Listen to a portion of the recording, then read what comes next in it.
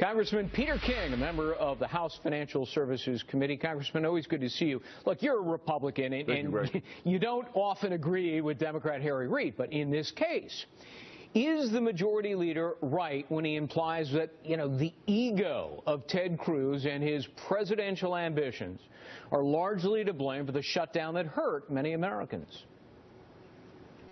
What was going on in Ted Cruz's mind as far as his ego or running for president, but I think he was totally wrong on this, in that pursuing this whole concept of shutting down the government and somehow thinking that the Democrats and the president were going to back down. They weren't, and it really ended up being just like a charge of the light brigade for us.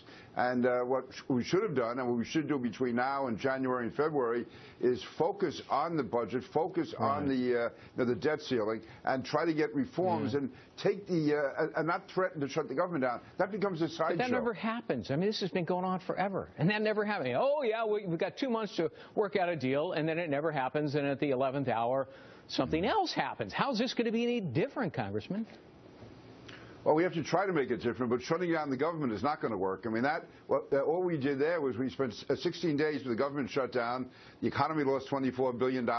800,000 people were paid not to work, and it's going to cost us, I don't know how many millions or billions to reopen the government. So what it's going to require is have leadership, both from the president, who really was missing the last time, and he sort of got off on this one because he was everything was focused on the government being shut down, and he was off missing on it. Sure. And it's up to us to drive the message, really. He followed Valerie Jarrett's advice, and it turned out pretty well, because Republicans, in the end, raised the flag and caved in. Look, back to Ted Cruz. A conservative columnist compared Cruz and his Senate colleague Mike Lee to Bluto and Otter in the movie Animal House, and you remember their crazy dumb stunt at the end of the film. In fact, let me quote John Podhoretz. Like them, you are able and clever. Unlike them, you were and are apparently unaware that your shutdown gesture was really futile and stupid.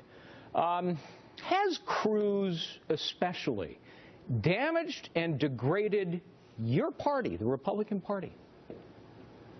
Well, he certainly hurt himself, and to the extent that we stay out him on these false crusades, it is going to hurt us. I mean, I think Ted Cruz did terrible damage to himself, also to the Republican Party. It's going to be permanent damage if we don't disassociate ourselves. And I've called on other Republicans to mention Ted Cruz by name. Now, I don't know him personally, but all I know is that he is personally responsible for what happened here, and we can't allow ourselves to be led down this path again, because it goes nowhere. There's no winning strategy. Well, then we have to cut him off. We have to make it clear we're not going to follow him. You didn't cut him off before. How can you? I mean, he did another interview, and he said, I might do this again. Well, he can't do it unless 20 or 25 Republicans in the House go along with him, and they can't do that. I mean, I spoke out against this from the start, but John Boehner is going to have to make it clear to these 20 or 25 House Republicans who want Ted Cruz to be their leader that they can't bring the entire House of Representatives along with them. You can't have 20, 25 people determining the policy of the House of Representatives and the American government. It just doesn't make sense, and it's wrong. Well, I don't want to mischaracterize what he said. He didn't say do it again. He wouldn't rule out doing it again, so let me just correct the record. But look, for the better part of 3 weeks, Congressman, the shutdown and the debt ceiling consumed media coverage. I mean, it really sucked the air out of another big story, maybe a bigger story.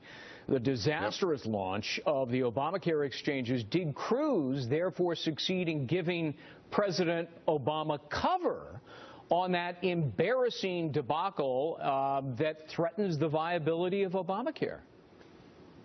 Greg, I think President Obama should send Ted Cruz a campaign donation, because this was the worst startup of any program ever with Obamacare, and yet its popularity actually went up in the polls because so much was focused on the government shutdown. So he definitely helped Obamacare, and he definitely helped President Obama, whose own numbers have been slipping.